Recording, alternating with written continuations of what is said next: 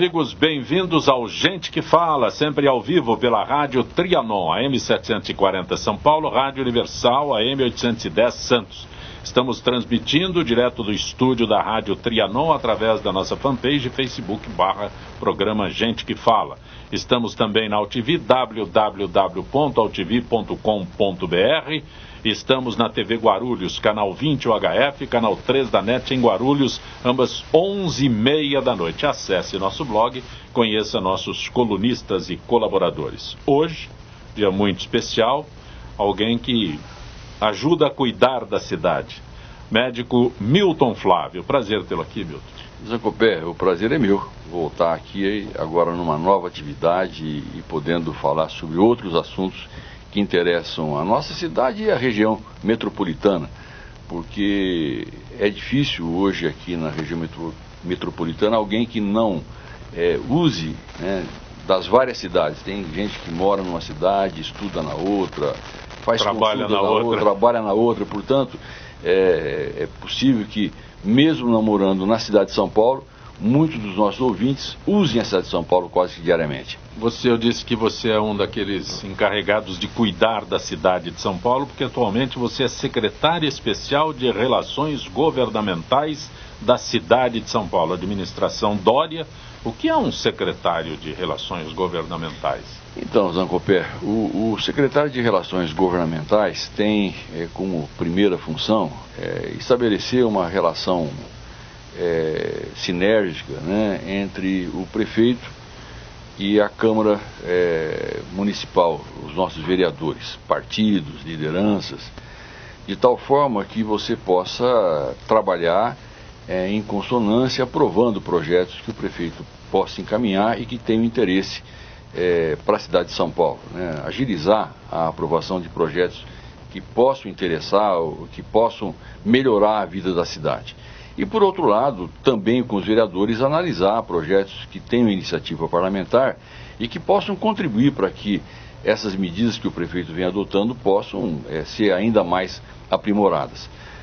Da mesma maneira, tem a finalidade da sua atribuição agilizar para que as emendas que os vereadores aprovaram no orçamento possam ser executadas, seja na realização de obras, seja na realização ou na implementação de eventos. Por exemplo, agora, no dia do aniversário da cidade, muitos vereadores têm ou aprovaram emendas para que eventos como, por exemplo, o Bolo do Bexiga possam acontecer com a mesma qualidade, com a mesma repercussão que tiveram no passado.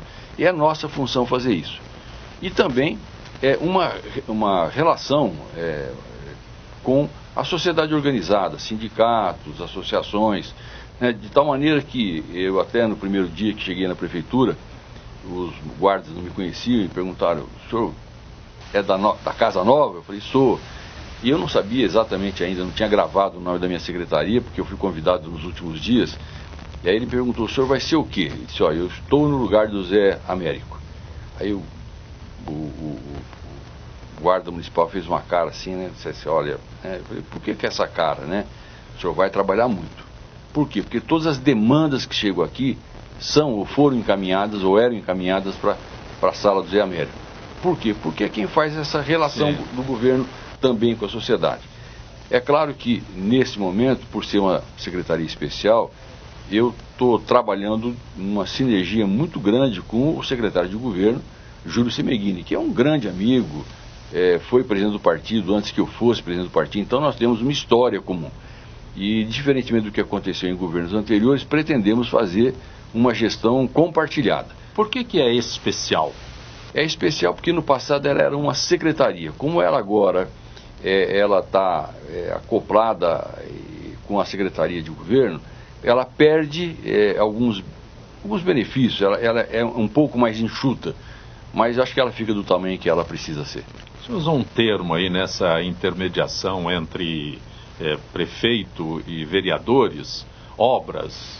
Que obras são essas? Por exemplo, o vereador de uma determinada região da cidade de São Paulo leva até o prefeito um projeto para uma obra, uma ponte naquela região. É isso uma obra? Poderia ser, mas... Estou citando um exemplo, talvez até porque... Eu vou fazer talvez um exemplo que seja mais comum, né? Você citou o evento agora que nós temos nesse aniversário da cidade e também no Carnaval, que é o bolo do Bexiga, né? Mas tem todas essas marchas que você vê, sejam elas religiosas, da diversidade, comumente tem aporte de recursos de vereadores que foram contemplados e aprovados no orçamento. Mas existem situações outras, por exemplo, de um vereador de um determinado bairro e que tem um equipamento público lá que, na opinião dele, precisa de algum tipo de melhor, uma praça que mereceria uma atenção especial, por exemplo, a construção de uma praça de esportes para os idosos. Então, ele contempla recursos, né, para que essa obra seja priorizada, né? Então, na verdade, ele ajuda a administração regional a fazer obras que, eventualmente, com o seu orçamento próprio, teriam dificuldades. Quer dizer, ele acaba priorizando algumas coisas que sejam do interesse da população ou do segmento com o qual ele atua. Como parlamentar, teve 4 mandatos como deputado estadual, viveu na Assembleia Legislativa, foi líder de governo na Assembleia Legislativa, e agora me parece que está do outro lado, né? Mudei do lado do balcão, como diz o outro, né? Mudou do lado do balcão. Mas essa experiência foi muito positiva, Zancopé, porque, embora a Câmara, eu quero aqui reconhecer, é muito mais dinâmica, diferentemente da Assembleia Legislativa, que é mais morosa, os projetos tramitam com muito mais lentidão. A Câmara tem um ritmo mais, eu diria, quase que frenético. Então, isso vai exigir de nós, né, um aprendizado. Eu tenho, inclusive, com toda... Aprendizado é bom. Não, é bom, sempre a gente tem a aprender. Eu digo, Zancopé, como professor que fui e que sou, que ninguém consegue ensinar a partir do momento que entende que não tem mais o que aprender. Eu tenho, diferentemente do que fiz como deputado, que achei que sabia muito, porque vinha da universidade, agora mais maduro, aprendeu, né? Eu aprendi, né? E tenho conversado muito... As duras penas. E eu tenho conversado muito com os vereadores mais antigos, para saber quais são as dificuldades, até para conhecer o perfil dos vereadores, né? Até para conhecer os perfis dos vereadores. Por quê? Porque, na verdade, você tem aí uma série de vereadores que são... São 55 vereadores. É um universo, é uma loucura. E aí você tem vereadores que são mais ideológicos, vereadores que trabalham mais para um determinado setor, e outros vereadores que são extremamente pragmáticos, trabalham no varejo, estão o tempo todo querendo resolver pequenas coisas. Mas é assim que ele atua, né? Vereadores são mais tolerantes, vereadores são mais intempestivos, mais geniosos, e você tem que respeitar. Eu sempre digo, Zancopé, eu brinco muito que eu sou o campeão das suplências, porque eu ganhei eleições e perdi eleições, fiquei muito próximo da efetividade, né? E essa situação me fez olhar com muito carinho para o parlamentar que ganha eleição. Porque se ele ganha eleição, ele conquista corações, ele tem adeptos, ele tem pessoas que foram convencidas, não importa de que maneira, né, para conferir ele um mandato. Então eu sempre digo, na Câmara eu tenho que respeitar as bancadas, eu tenho que respeitar a liderança, mas eu tenho que ter um olhar muito atento pro vereador. Não importa de que partido ele não importa quantos votos ele teve, ele é um vereador, ele tem um mandato e de maneira republicana eu preciso respeitar esse espaço. Você é político, quando você faz essa colocação, quem tem um mandato é igual ao outro, independente do número de votos? Na minha opinião né? Claro que existem vereadores que pela sua importância, até pelo domínio que ele tem na casa, pelo conhecimento que ele encerra, você vai precisar prestigiá-lo e às vezes até usar a sua experiência se você quiser ter sucesso na tramitação de algum tipo de projeto. Por quê? Porque ele conhece muito a matéria. Ele está atuando aí há 8, 10, 12 anos e promoveu, aprovou, ou relatou leis importantes que, ao modificá-las ou ao pretender modificá-las, você terá muita dificuldade se você não convencê-los disso. Mas é uma questão pontual. Do ponto de vista de tratamento, né, quando ligam para mim, eu não tenho um mapinha de voto, não. Tem vereadores lá com 5, 6 mandatos, mas eu vou me permitir citar um nome, né? até pelo que ele já desempenhou na vida pública, Suplicy é um campeão de votos e está na Câmara Municipal para manter um mandato. Para ter um mandato, porque na concepção de político, quem não tem mandato está fora do jogo. Eu não penso assim, né? Eu nunca joguei, mas é verdade. Mas entenda a minha colocação. Aí a bancada chega, né, com o Suplicy. O cara foi senador, 2 mandatos, né? Estava 3 mandatos, né? Já nem perdi a conta já de quantos anos ele ficou no Senado. Mas com uma votação expressiva, sim, né? Sim. Não, mas eu quero entender, quando eu perguntei para você se está todo mundo igualado lá, aquele que foi eleito na proporcionalidade, diferente de um Suplicy que teve voto suficiente para ter uma vaga só para ele, né? Eu gostaria de entender o que se espera, mais específico, o que se espera de um Suplicy na Câmara Municipal? Ele já perdeu a presidência da Câmara, nem entrou na disputa. Isso. Né? Olha, eu acho que o Suplicy tem uma larga experiência, foi senador, né? Mas ele tem uma atuação, eu diria, muito focada, né? Não vou dizer que Eu citei o nome dele porque eu quero entender como você fala que é a relação, o intermediário do prefeito com os vereadores. Veja bem, no caso específico, né, eu vou me relacionar com o Suplicy enquanto vereador, ele terá o mesmo espaço que os demais vereadores. Em relação à bancada do PT, eu vou me relacionar com o líder da bancada. Se for o Suplicy, é o Suplicy. Se não for o Suplicy, ele será tratado como um vereador, não como um vereador qualquer, porque nenhum vereador qualquer um. Nenhum, né? Qualquer. Mas de qualquer maneira, ele terá o mesmo tratamento, né? Claro que com o respeito que ele merece, não só pela sua história pessoal, né? É uma pessoa que todo mundo reconhece muito honesto, e pela propriedade, quer dizer, é um indivíduo que transitou em vários cargos, já foi vereador. Foi presidente da Câmara. Presidente da Câmara, então respeitá-lo. Mas eu diria que nesse momento, provavelmente, né, não está entre os vereadores mais influentes nas decisões da Câmara. Por quê? Porque ficou muito tempo longe. E pelo que dizem, ficará muito pouco tempo na Câmara, ou pretenderá ficar muito pouco tempo na Câmara, porque vai tentar alçar voos maiores. Já se fez isso uma outra vez, aí foi para a Câmara Federal, Senado... E tem situações, Ancopec, que você conhece, né? Eu conversava há dias com o vereador Pólice Neto. O Pólice Neto, quando era mais jovem, foi meu assessor, meu chefe de gabinete, quando líder do PSDB, como líder do governo. Né, se elegeu pelo PSDB, não é mais do partido. Mas trabalhou comigo, né, com meu assessor durante 10 anos. Né? Eu tenho uma relação pessoal com ele.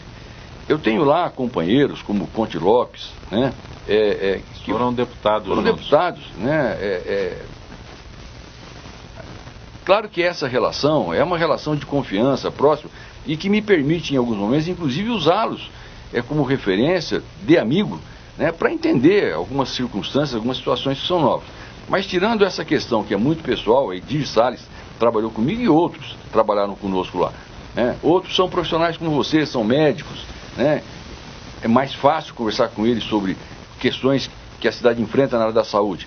Mas tirando essas particularidades que são próprias de cada um dos vereadores, o tratamento tem que ser republicano, né? Não dá para tratá-los de forma diferente, sob pena de não cumprir com a minha função. Eu sempre o anuncio aqui como médico, né? Independente da atuação política, inclusive outro dia você enfatizou isso, né? Você nos anunciou pelas nossas profissões e tal. Aí você cita médicos lá dentro. Como é que é isso? Separa? Não separa, mas por exemplo... médico? Não separa, mas eu vou dar um exemplo. Nem sei se tem médico. Tem vários médicos. São vários. 55 Tem vários médicos. Eu não. Não. Só para ter uma ideia, você tem o Milton Vieira, o Paulo Frange, a Sandra Tadeu, né?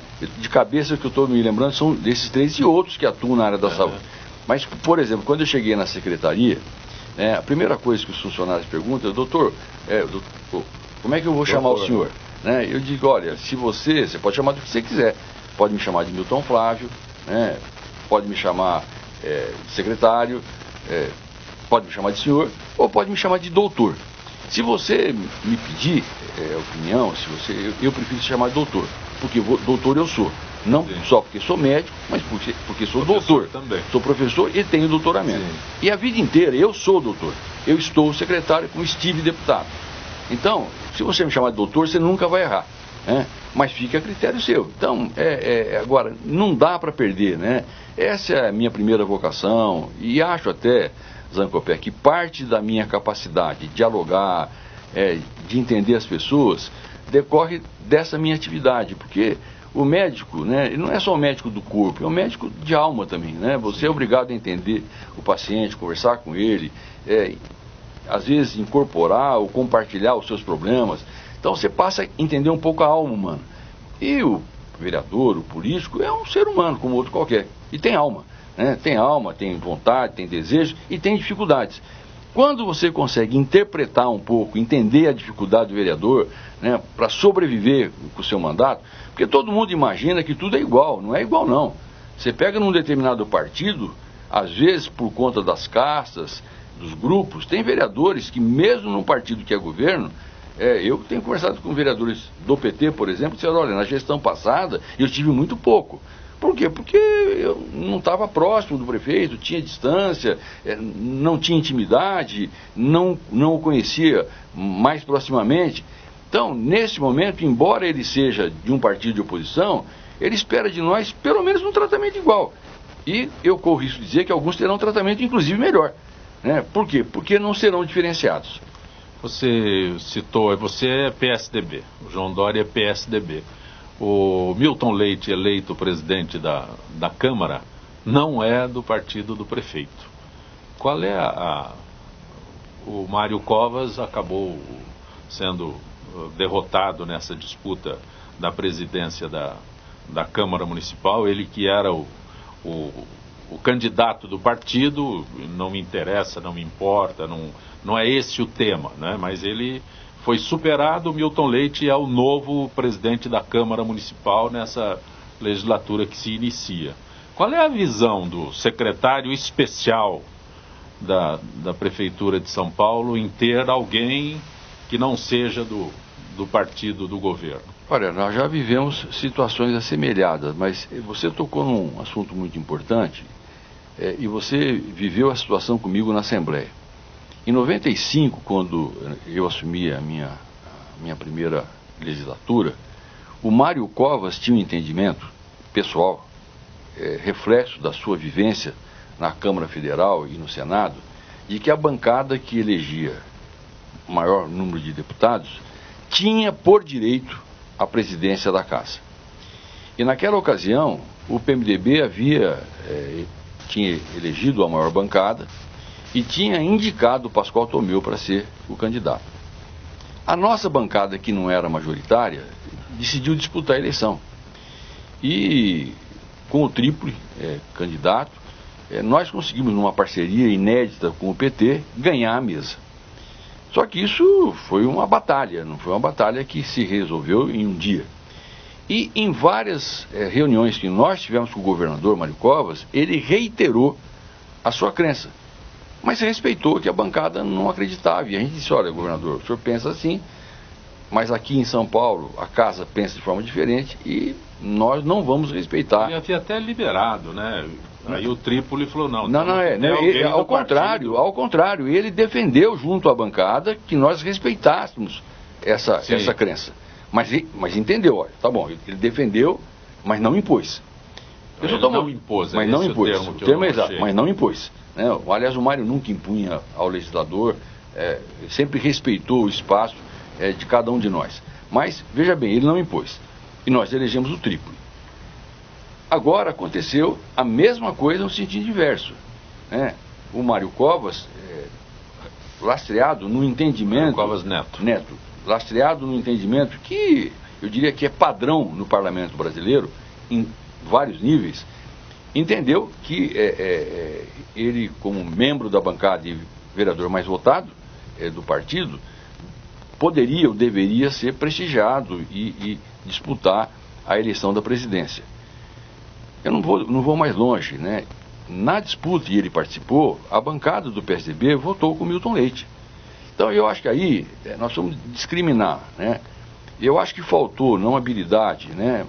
Não houve o entendimento. Quer dizer, se houvesse efetivamente um trabalho mais cuidadoso, provavelmente, né, o PSDB teria eventualmente até disputado com o nome. talvez esse entendimento frio, né, de que isso era um direito adquirido, sim, talvez tenha levado ao vereador, presidente do partido inclusive, né, por entender que isso era legítimo, não precisava de um trabalho prévio. E o Milton Leite vinha trabalhando há muito tempo. Sim. Há quem diga na Câmara agora... exatamente. Ele falou, você eleito vereador e eleito presidente da Câmara. Eu ouvi ele falar isso. Quando eu converso com os vereadores, eles me dizem, né, agora, na minha função, eu tenho que conversar com eles, olha, o Milton Leite é representante da Câmara antes do João Dória ser prefeito. Sim. Em setembro ele já era presidente da Câmara. Fosse quem fosse o prefeito. Né? Então... esse é um processo. Eu vi declaração dessa forma, né? Então vou me eleger vereador e vou me eleger presidente. E efetivamente ele trabalhou nessa direção. Então, se elegeu vereador, já é presidente da Câmara. Nós não podemos negar que o Milton Leite teve um papel relevante na eleição do Dória. Foi companheiro, né? Sobretudo na Zona Sul, onde ele é um vereador muito influente. Ele emprestou apoio mesmo. Ele esteve presente, participou, levou o Dória nos rincões mais afastados da Zona Sul, né? E tem conosco, aliás, nós tivemos uma reunião ontem na apresentação do Nomura como novo líder do governo na Câmara. O Milton Leite fez um discurso com o presidente, e eu diria um discurso de estadista, absolutamente comprometido com o rigor fiscal, com a ética na Câmara, com os valores republicanos. Né? Fiquei muito satisfeito, muito esperançoso, inclusive prometendo e anunciando medidas que ele já havia adotado que vão criar constrangimentos, como, por exemplo, aposentar funcionários lá que têm super salários e que não querem se aposentar. Coisas que seriam inesperadas nesse momento, como primeiro ato, ou como primeiros atos do Milton Leite. Então eu estou muito satisfeito, acredito que ele vai dar conta do recado. Nós temos um vereador, né, que é o vice-presidente, né, o Tuma. Então eu acho que houve uma composição adequada, houve um acordo que foi cumprido, não foi por outra razão que todos os vereadores, menos o Mário Covas Neto, votou com ele. Né? Então vamos em frente, será um parceiro, e tenho a certeza absoluta que ele vai nos ajudar muito a fazer São Paulo acelerar. Quando você diz o vice-presidente, o Tuma, do PSDB, qual é a importância desses cargos? Aqueles que acompanham, né, apenas à distância a vida política, né? Então tem lá o presidente da Câmara, o vice-presidente, tem segundo vice-presidente, tem primeiro secretário, tem vários cargos. Aí se diz, o vice-presidente é do nosso partido. Qual é a importância nisso? Olha, é emblemático. Primeiro porque pela proximidade que ele tem com o presidente. Segundo, até houve, eu não estava nessa função à época, mas houve até uma tentativa de um acordo entre o Milton Leite e o Mário Covas Neto, o partido tentou patrocinar, de que houvesse uma alternância. Você é 1 ano, 2 anos, eu sou os outros 2 anos. Então isso facilita, né, o compartilhamento, né, além de ser emblemático. É importante que o partido que tem a maior bancada esteja numa posição bem aquinhoada, né, porque essa pergunta, porque quando se está distante, né, a gente imagina, dividiram os cargos, são funções, assim, isso tem um pouco, isso é na Câmara igual também. É claro que os cargos da mesa propiciam, a mesa, ela dirige a casa. Ela tem um orçamento grande, ela aponta para decisões que são da mesa. Existem decisões que são da Câmara, outras são da mesa. Então, você ser vice-presidente da mesa enseja, né, te dá a oportunidade de contribuir efetivamente para que mudanças aconteçam. E eu tenho a convicção de que o Tuma nos representará de forma adequada nessa posição. Você é médico, acabou de dizer que gostaria de ser tratado como doutor, né? Aqueles que trabalham contigo agora na Prefeitura Municipal, e com nessas funções, nesse conhecimento que você tem, você elaborou o plano de saúde do prefeito Dória. Imagina que ele vai conseguir implantar tudo aquilo que você propôs? Olha, se eu conheço bem o Dória, e acho que conheço o suficiente, ele vai tentar cumprir com tudo, né? O corujão da saúde saiu do papel em 10 dias. E eu me lembro da descrença que esse programa sugeriu, né? permitiu que alguns tivessem, inclusive jornalistas, quando ele foi lançado. Muitos até me perguntam, Milton Flávio, não deveria ser você a estar lá? Eu fui convidado para colaborar com a gestão do Polara, mas entendi que naquele momento talvez a minha posição como secretário adjunto não fosse a mais adequada. Continuo ajudando, tenho contribuído com a minha experiência como um dos os gestores, o coordenador do programa de saúde, mas tenho que assumir também que o Polara ajudou, quer dizer, o Polara ajudou a construir esse plano. Ele não esteve ausente, não é um indivíduo que chega e diz, olha, o Milton fez Eu não estou colocando aqui que você fez um plano de saúde para ser secretário, por favor. Não, então, estou dizendo, então, na verdade, estou dizendo, o Polara participou ativamente, sim, esteve presente em todos os momentos, e eu estou muito feliz com a condução que tem sido dada. Fico triste quando, por exemplo, vejo hoje, liguei, aliás, por recomendação do Dória, ele pede que todos nós tenhamos a preocupação logo cedo de ler os jornais, assistir a televisão, para ver... Não, sempre fiz, mas é possível que outros agora não façam. É direcionado à cidade. Mas aí eu vejo lá uma cobrança, olha, ainda não tem, faltam remédios. Olha, não há como, não há como, respeitando as regras de licitações, que você possa resolver uma questão como essa em 15 dias. Não dá. É impossível, é impraticável. Nós estamos lançando programas, nós estamos fazendo mudanças, mas existe um resíduo que decorre da gestão anterior, e aqui não vai nada de crítica, não. Quer dizer, se faltava remédio, vai continuar faltando um certo tempo, até que essas mudanças aconteçam. Uma licitação, um edital, tem um tempo de maturação. Você não corrige isso de um dia para o outro. Pode dizer que tem prioridade na saúde da cidade de São Paulo? Completa. Por onde? Começa por onde? Você citou falta de medicamento. Falta de medicamento é no Brasil todo. Você vai no norte, no sul, no interior, falta medicamento em todo lugar. Não é privilégio de São Paulo a falta da medicação. Então, mas veja, Bolsonaro Copé, eu fui superintendente do IANSP. Eu me lembro que quando eu cheguei lá no IANSP, nós tínhamos uma falta, uma carência, aproximadamente em torno de 40% dos insumos, não é só remédio, de insumos no nosso almoxarifado. Do que decorria isso? De vários fatores, falta de agilidade da máquina administrativa, falta de cuidado. Mas tinha um fator que me parecia o mais importante. Nós tínhamos lá uma lista de 3.000 insumos.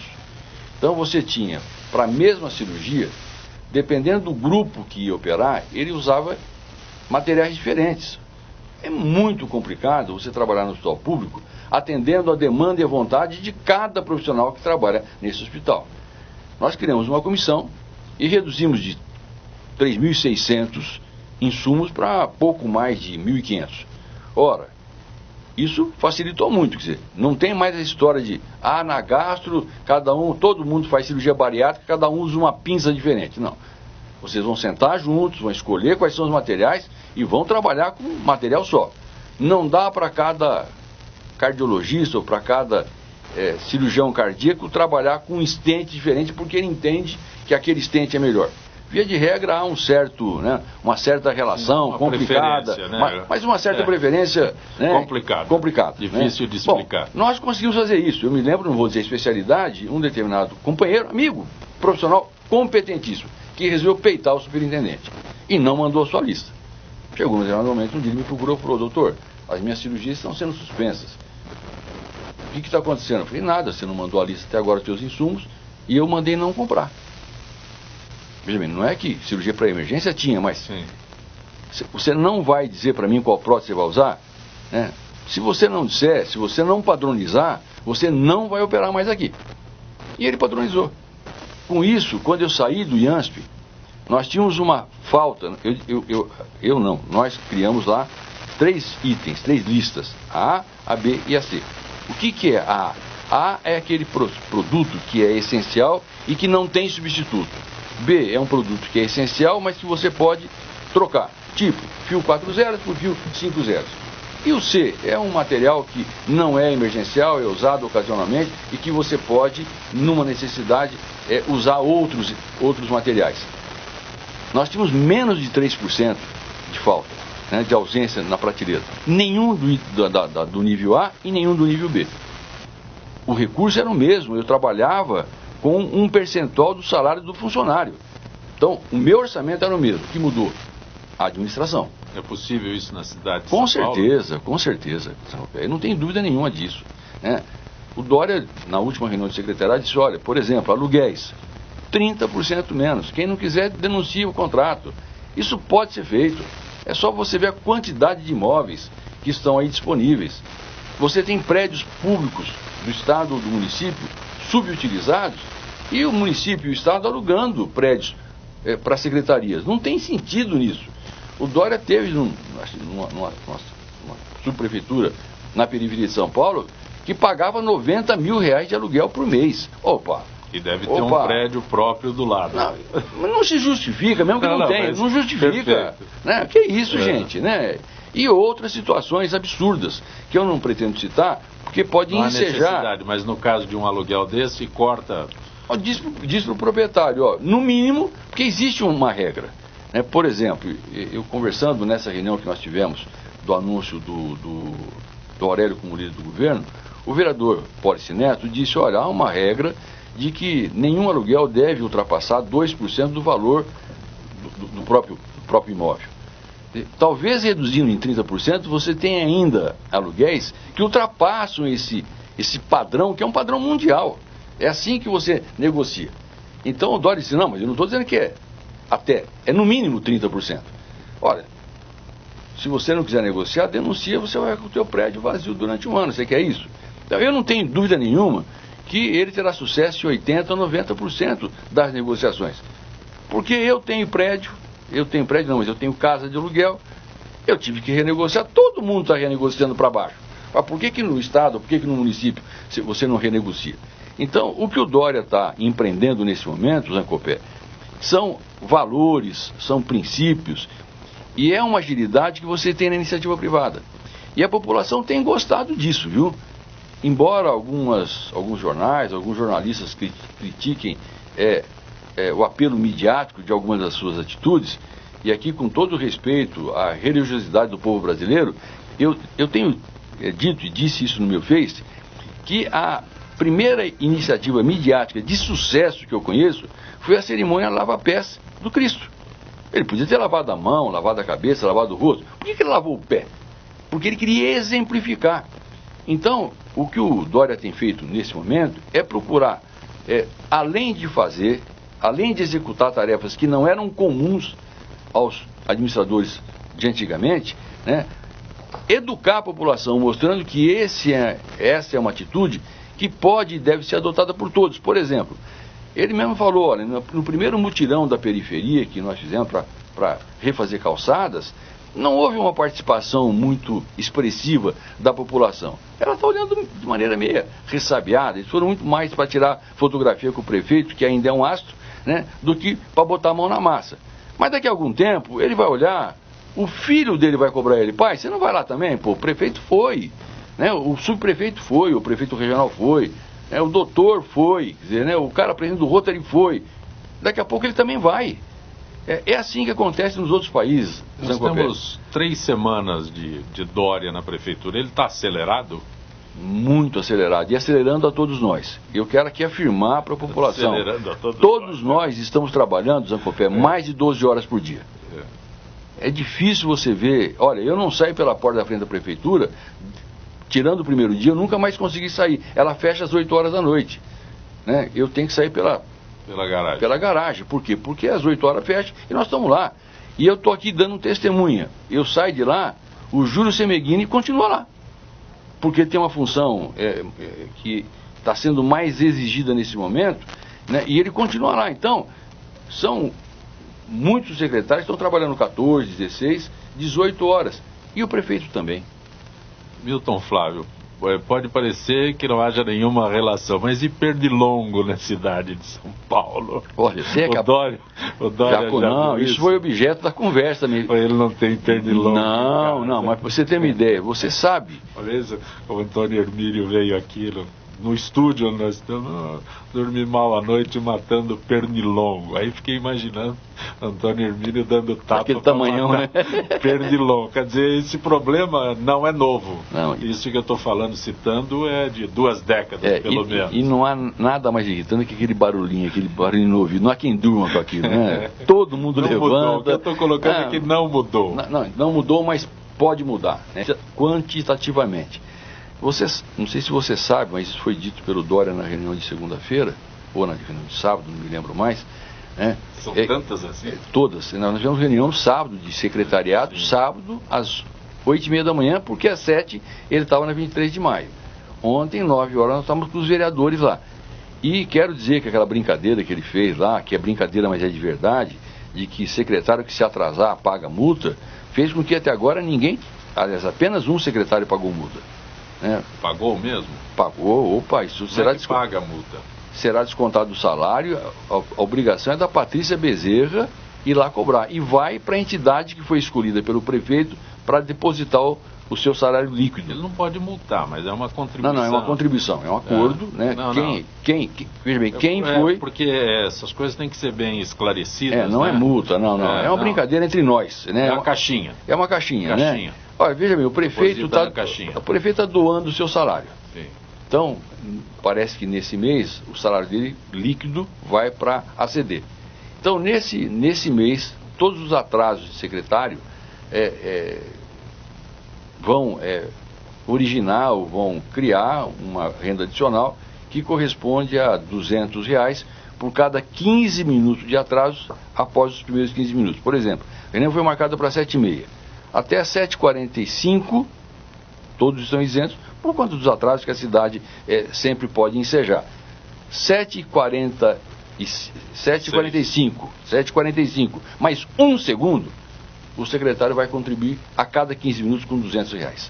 Né? Isso será cobrado pela Patrícia Bezerra, que é a secretária, né, na área social, e será destinado a ACD esse mês. O mês que vem será uma outra entidade. Por que está sendo acoplado? Para que você não crie uma expectativa, dizer, olha, eu vou dar o salário para a CD e vou dar essa contribuição das multas, ou dessas contribuições por atraso, para uma outra entidade. Aí nenhum secretário atrasa e você não doa nada. Então, é mais fácil doar para a mesma entidade e no mês que vem será uma outra entidade. Ele vai fazer uma alternância com essas entidades? São 48 entidades. Sim. De preferência, no primeiro momento, que não sejam entidades ligadas à religião, né? Não sejam confessionais, para que não haja, olha, mas está favorecendo, né? Então, num primeiro momento, entidades tipo ACD, claro que num segundo momento aí você vai chegar até as outras sem nenhum problema, mas a cada mês uma entidade diferente. O secretário especial. Mas eu ia dizer para você, negócio do pernilongo, para voltar. Isso que eu ia voltar. Há 4 anos, o Pinheiros não sofria pulverização, o uso de fumigação. É um absurdo. Quer dizer, como é que você fica 4 anos sem usar... Sem o fumacê lá. O fumacê lá. Né? Já foi usado e já produziu resultados, que não são totais e definitivos, mas melhora muito. A eficiência não é 100%. Não, mas enfim, vai melhorar. O Zancopeia não tem nenhuma dúvida, né, que a nossa cidade, né, olha, de verdade, nós comentávamos isso ontem, a gente está lá há 15 dias, parece que nós estamos lá há uns 4 meses. Tamanhas são as mudanças que você já percebe no comportamento, né, das pessoas. Mudou, é um novo ambiente, é um novo ritmo, e ai de quem não acompanhar. A Câmara está sabendo disso? Tá. Eu diria que ela está sabendo e está de acordo. É verdade, houve uma mudança. Você vai ver, Zancopé. Você estabelece horários para os vereadores, tem uma agenda, lógico que estabelece horário. Tem uma agenda para os vereadores, para você atender os vereadores. O prefeito disse que vai visitar a Câmara uma vez por mês. Sim. Eu diria que é um fato inédito. Protocolarmente ele não tem problema de ir? Não, ele vai visitar, já se decidiu. A primeira reunião será feita um dia antes da posse, dia 31, e nós vamos nos reunir, enquanto secretário de Governo e de Relações Governamentais, toda semana com os líderes dos partidos na Câmara, partidos da situação e partidos de oposição, para conversar sobre problemas, projetos. São medidas fundamentais. Quantos partidos tem lá? Não de cabeça não tem. Muito, né? Mas de qualquer maneira, vamos estar lá conversando. E os vereadores têm conosco uma relação aberta, quer dizer, liga na hora que quiser e resposta imediata, né? Posso não conseguir atender na hora, mas não há dia marcado, e também, se tiver uma emergência, sem marcar. Se tiver paciência para esperar um pouco, eu vou falar com ele. Milton Flávio não vai mais para Botucatu, nem para Birigui? Olha, não, eu estou com um problema sério. Agora é verdade. Porque, veja bem, eu tenho... A sequência da pergunta é exatamente isso. Eu tenho duas obrigações que há muitos anos eu venho cumprindo com elas. Primeiro, eu tenho um consultório em Botucatu, que é um compromisso meu com os meus pacientes, que eu assumi na minha primeira eleição, que enquanto tiver saúde, eu continuaria exercitando a minha atividade profissional. Nunca deixei de fazer isso, deputado ou não. Superintendente do IANSP, não importa onde eu estivesse. Uma vez por semana, pelo menos, eu estava em Botucatu. Por isso é que eu perguntei se então, é exatamente hoje, isso. Por conta da minha atividade na Secretaria de Energia com o Zé Aníbal, que era muito grande, eu já primeiro passei para o sábado. Depois passei para o semana sim, semana não. De uns 3 anos para cá, essa minha atividade passou a ser acoplada, porque eu tenho pais vivos, mãe e pai vivo. Que bom. 95, 90 anos, que estão lá em Birigui, né? Agora o Dória resolveu fazer uma reunião semana sim, semana não, ao sábado de manhã. Então eu não vou ter mais fim de semana, porque num sábado eu vou estar aqui atuando como secretário, sábado, provavelmente no domingo vou estar participando dos mutirões, né, para também dar a minha contribuição, a minha participação, e no outro fim de semana vou ter que estar sábado em Botucatu e esticar até Birigui, como fiz esse fim de semana. Não pude a semana passada, participei da reunião, saí da reunião 1h da tarde, né, peguei o carro aqui, fui guiando até Birigui, cheguei lá, eram às 7h da noite, que eu parei em Botucatu para ver meu neto, né? Jaime quer saber 8 horas. De pedágio. Não, eu não sei, não lembro, mas paguei bastante, né? E voltei no domingo de manhã. Posso perder. Voltei domingo de manhã, Sim. 9 horas, saí de volta para lá. É uma puxada, por quê? Porque eu precisava estar aqui até para me preparar para segunda-feira, que nós tínhamos o anúncio do Aurélio, que é o líder do governo. Então, não vai ser fácil não, Zancopé, serão 4 anos, ele já disse, pediu para nossas esposas, muita paciência, mas disse que tem uma contrapartida. Nós vamos emagrecer sem fazer spa. Milton Flávio, aniversário da cidade de São Paulo. São 463 anos que a cidade comemora. Eu acho interessante isso, porque o prefeito assume na festa de aniversário. E nem sempre tem o que comemorar, né? Quando você assume, se é lá no final do ano, não sei o que, você tem alguma coisa. Mas se pega a cidade e não tem o que comemorar. Pelo que você está falando aí de atividades nessas 3 semanas de administração, não tem o que comemorar. Só... Não dá tempo, né? Terão as festividades... Comemorar em termos, né? Deverão... Dependendo da programação que existe e tudo mais. Eu acho... estou falando o administrador que assume toda a sua assessoria. Não há obras para anunciar, embora o prefeito já tenha anunciado, eu acho, tipo Corujão da Saúde, Cidade Linda... Calçada Nova, quer dizer, nós temos uma série de iniciativas que foram adotadas que já podem ser motivos de alegria, né? Sobretudo porque elas vão continuar. Se alguém imaginava que isso era fogo de palha, né? Voo de galinha, não é verdade não, veio para ficar. Eu não guardo de cabeça todas as atividades do prefeito, mas seguramente existirão, ocorrerão iniciativas na área cultural, a Secretaria de Cultura está preparando, programação, eventualmente apresentação de orquestras para que a população possa curtir esse dia da cidade. E a gente vai estar aí participando, colaborando e inclusive valorizando iniciativas populares, como por exemplo o bolo do Bexiga, né, que é uma coisa tradicional. Eu tenho a impressão que está no Guinness, né, já talvez o maior bolo. E vamos lá, vamos participar. Agora, eu espero que nós tenhamos razões nos próximos anos para festejar com muito mais força e com muito mais razão. Milton Flávio, neste projeto, neste planejamento do setor de saúde, você já citou, e eu quero retornar a isso, Corujão da Saúde. O que acontece no Corujão da Saúde? Porque até agora Eu quero entender o que aconteceu Então, e que pode acontecer nesse corujão da saúde, porque nós imaginamos que os hospitais, os pronto-socorros, os AMES estão aí obrigatoriamente funcionando. Mas não é essa a realidade. Então, há uma contradição, Zancopé, e eu até, quando fiz o Corujão da Saúde, quando fizemos, o Dória ele próprio tem uma participação muito direta, né, nessa ideia, porque ele aprimorou uma ideia que a gente tinha. No IANSP a gente já fazia uma coisa parecida com isso, não era o Corujão.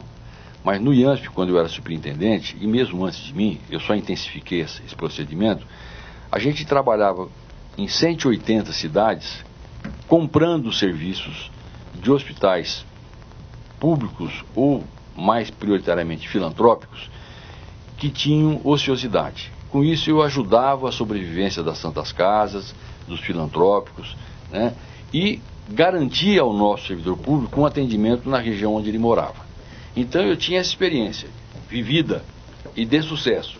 Eu consigo comprar serviços de hospitais filantrópicos ao preço do SUS. Por quê?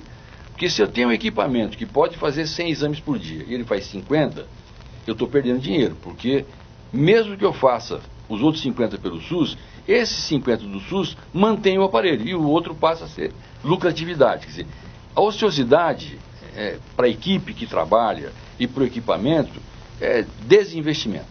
Então eu tinha essa experiência. E ao saber e ao constatar, porque a prefeitura divulgava que nós tínhamos aí em torno de 500 mil exames em atraso, eu imaginava que basicamente dependia da falta de equipamentos para isso. Na medida em que a gente ganhou a eleição, a gente descobriu que o problema não era a falta de equipamentos apenas. O dinheiro que era destinado para essa atividade não era suficiente. Então você tinha dois problemas, o que minimizaria a necessidade do Corujão. Ora, se também uma parte dessa questão é dinheiro, então se eu tivesse dado dinheiro suficiente, provavelmente a fila era menor.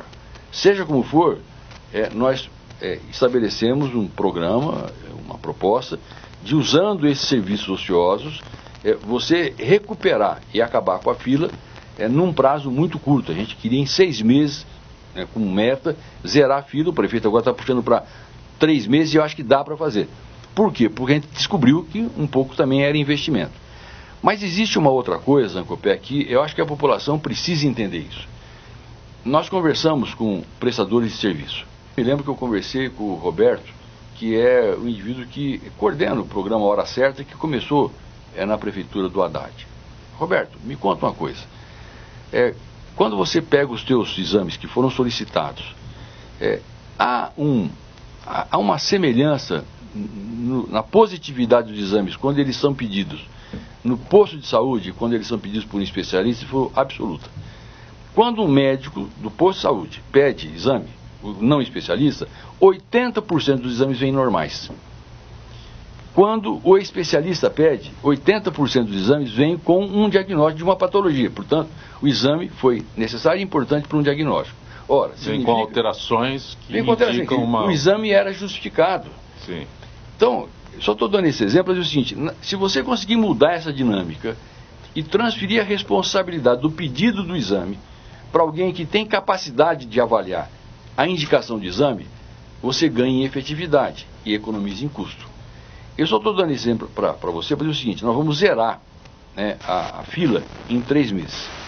Mas a partir daí, ou enquanto isso acontece, nós estamos criando mecanismos e mudanças de comportamento que também vão dar mais efetividade, estabelecendo que efetivamente peçam exames, ou pelo menos determinados exames, aqueles profissionais que saibam ler pelo menos o exame. Não adianta eu dar para um médico que não conhece, vou pedir uma ressonância magnética, tomografia computadorizada por um indivíduo que, primeiro, que não vai ver o exame, e se ver o exame vai, quando muito, ler o laudo, e ao ler o laudo vai mandar para o especialista. Então não é melhor mandar para o especialista esse indivíduo e deixar o especialista pedir o exame? Porque eventualmente ele faz o diagnóstico antecipadamente. O Zancopé, pela minha vida de profissional, eu conto no dedo as vezes que eu pedi no meu consultório ressonância magnética. Não precisa. Na maior parte das vezes, o meu diagnóstico é feito com um exame simples. Para você diagnosticar um cálculo, basta um exame de ultrassom. Tem cara que pede tudo, tomografia, ressonância. Por quê? Porque o paciente leu na internet, sim, viu no Google. Dr. Google é o teu grande Google concorrente. é um grande concorrente. E ele pede. Até porque, como ele não é especialista, ele não sabe dar resposta para o doente, ele espera que o exame dê resposta. Então nós precisamos ter a coragem também de começar a fazer esse enfrentamento. É profissionalização. Sim, é enfrentamento, é profissionalização. Né? É empoderar o profissional que precisa ter esse poder e delimitar o poder daquele que não tem, ou que não tem conhecimento. Ao mesmo tempo, melhorar, né, o conhecimento desses que ainda não têm. Quer dizer, uma das críticas maiores que a gente faz aos profissionais que muitas vezes estão na periferia de São Paulo é que há muitos anos eles não têm a oportunidade de fazer cursos que qualifiquem a sua formação. Os dentistas em São Paulo, há muito tempo não têm, pelo que me disseram os profissionais, que não têm a oportunidade de fazer uma reciclagem, um aprimoramento, né? Atualizar os seus conhecimentos. Então, eu acho assim, a saúde, falta dinheiro, mas falta muito mais gerenciamento. E quando a gente ouve, a gente divulga notícias de que profissionais da saúde não querem trabalhar na periferia de São Paulo? É justo, porque o problema não é só trabalhar na periferia. Para um profissional trabalhar na periferia, ele precisa ter. Primeiro, eu acho que é muito importante, e aí não pode ser, não estou fazendo uma proposta, eu não tenho receita pronta, mas uma coisa já começa importante é como eu levo o profissional para a periferia. Né? Como é que ele chega lá? Ele tem medo, às vezes é tão distante em determinadas horas que é complicado você chegar lá, você corre risco no caminho. Então a insegurança talvez seja um procedimento, ou melhor, um fato relevante, tão relevante quanto o salário. Porque salário você pode compensar, dando um abono, né, pela distância ou pela periculosidade. Mas como é que você resolve a questão da segurança? Eu acho que a Guarda Municipal, eu me lembro, eu fui fazer um debate com o Padilha, com as organizações sociais, e eu falei sobre isso. E o Padilha debochou, né? Na réplica dele, disse, Milton Flávio, né, vem falar de colocar a Guarda Municipal nos próprios públicos, como se isso fosse a solução de tudo, a insegurança geral que nós vivemos no nosso país é muito mais grave. E eu, na minha tréplica, eu disse, olha, concordo, os problemas do nosso país não é esse ladrãozinho de, sei lá, de bolsa, de telefone, são os grandes ladrões que estão indo para Curitiba, né? Mas tirando esse embate que era político, né?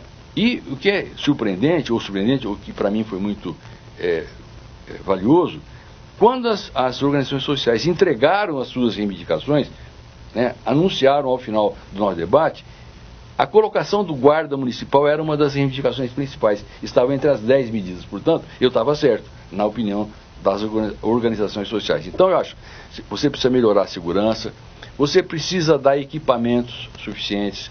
Você exatamente isso que esse aspecto. Você precisa garantir equipes, porque eu me lembro, a minha filha é médica, formada pela Pinheiros, com pós-graduação, inclusive com estágio no exterior. Ela prestou concurso e começou a trabalhar na periferia de São Paulo, talvez Sapopemba. Né? Ela vivia muito preocupada, ela falava, pai, eu tenho um medo desgraçado quando eu vou pegar meu carro no estacionamento, coisa e tal. Ela tem medo, é menina, né? Mulher, tem 2 filhas. Mas ela resistia a esse medo. Ela desistiu quando uma amiga dela, no pronto-socorro, ou na atividade profissional, apanhou porque estava lá. Colegas faltaram, e claro que aí ficou menos gente, e quem estava lá acabou recebendo a ira dos que estavam para ser atendidos. Então, quem não veio estava em casa, mas quem estava lá acabou recebendo a agressividade, né, indesejável, injustificável de quem estava na fila. Então eu acho o seguinte, é muito importante para o profissional ele ter equipamentos, ele ter equipe funcionando, de tal maneira que ele se sinta seguro, de que ele vai conseguir atender com qualidade e no tempo devido quem está lá para ser atendido. E uma outra coisa importante, que era uma... Deixa eu só para acrescentar que há muita dos profissionais, né, há muita citação é falta de equipamento. Então, equipamento, equipamento porque... quebrado, falta de material, porque não é tem só remédio. Falta de medicamento. É tudo, às vezes. Equipamento. Às vezes o equipamento está lá, não funciona, está quebrado. E uma outra coisa, Zancopé, que era um programa que nós tínhamos e foi apresentado e aprovado pela população, que era o doutor, que era a questão de você usar a telemedicina. Porque, por exemplo, se você tiver um sistema de telemedicina disponível, o profissional que eventualmente não tem toda a competência ou para todas as áreas, ele tem a alternativa de recorrer a alguém na hora. Estou aqui com um caso grave, entro na internet, falo com um profissional competente, e ele me faz um diagnóstico, me dá uma orientação que eu eventualmente não domino. Então, isso é uma outra coisa importante. O médico está lá na periferia, ele também fica um pouco assustado, porque pode parecer absurdo, mas existem momentos em que você não se sente competente para atender tudo, 100% da medicina. Mesmo eu, que sou urologista, na minha área, tem certos momentos que eu gostaria muito de ter uma segunda opinião. Isso é defendido nas revistas acadêmicas, científicas. A segunda, a terceira opinião é muito importante. Essa história de que existe um remédio padrão, eu digo, padronização para a medicina existe, mas remédio único, com dose única, não existe. Eu até, um dia conversando com o prefeito Dória, eu falei para ele isso: prefeito, nós só precisamos tomar cuidado porque nós não podemos adotar um remédio único e dose única para todas as coisas. Por quê? Porque nem medicina é assim. Não é assim que você fala? Você vai dar de 50 a 100 miligramas por quilo de peso, mas isso varia de acordo com a idade, sexo, coisa e tal. Por quê? Porque você tem a mesma doença, ela tem intensidades diferentes. As pessoas não são iguais. As pessoas não são iguais, respondem de maneira diferente ao remédio. Então, o profissional lá fora, ou lá na periferia, se ele também tiver essa oportunidade, ele vai ter mais incentivo para ficar. Segundo, ou terceiro, se você oferecer curso de qualificação, oportunidade, você está lá fora, mas a cada 6 meses ou cada ano, você vai ter o direito de fazer um curso de especialização. E mais, isso vai contar com um ponto para você, para uma medida em que nós tivermos uma outra oportunidade, um outro concurso, isso vai valer ponto para você. Então eu vou me dispor a ficar 1, 2, 3 anos na periferia, porque na hora que for disputar um concurso dentro da prefeitura, eu vou ser promovido levando em conta a minha dedicação a um trabalho mais árduo que eu fiz. Então há maneiras de você compensar, de você recompensar e de você tornar atraente ou atrativo essa atividade. Milton Flávio, nós estamos chegando ao final desta edição de Gente que Fala. A gente fala, não? Meu Deus do céu. Gente que Fala, literalmente. É muito bom tê-lo aqui. Eu só queria responder uma pergunta que você não me fez e que eu vi que estava na pauta. Qual é o lugar que eu prefiro de São Paulo? Qual é o lugar que você prefere em São Paulo? Eu vou dizer que eu não tenho um, eu tenho 3 lugares que para mim são muito especiais, de verdade. O lugar, na minha opinião, mais bonito de São Paulo, onde eu fico mais apaziguado, faz muito tempo que eu não vou, era o Jockey Club. Eu achava muito lindo. Você sentar ali naquela tribuna, olhar São Paulo, era apaziguador estar lá. E às vezes até brincar, de apostar num cavalinho. Mas o mais importante para mim era olhar aquela São Paulo que não tinha defeitos, olhada de lá. Privilegiada. O Parque do Ibirapuera é um outro lugar que não há como não gostar, não se sentir num outro lugar de um Brasil que a gente não convive. Parece que está fora de São Paulo ali. E por incrível que pareça, o terceiro lugar é o centro de São Paulo. Eu adoro o calçadão. Rua direita,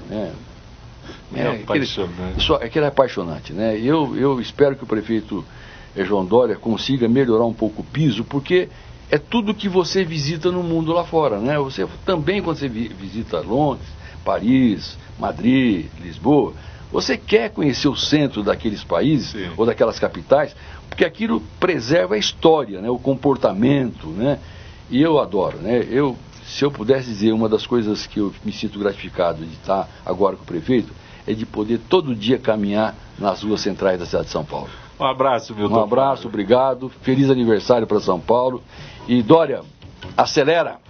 Gente que Fala tem a direção geral do jornalista Fausto Camunha, diretora de produção Zenilda Salvato, redação Pedro Esquiavão, produção cultural Ricardo Godoy, na Rádio Trianon, Benê, Cléo Rodrigues, Neildo Neres, Ricardo Valim, Sérgio Souza, na direção da TV Guarulhos, Fernando Mauro, na direção da UTV, Alberto Luquete, na técnica James Eduardo, Paulo Afonso, Iago Matsumoto. Estaremos de volta amanhã, meio-dia. Gratos, até lá.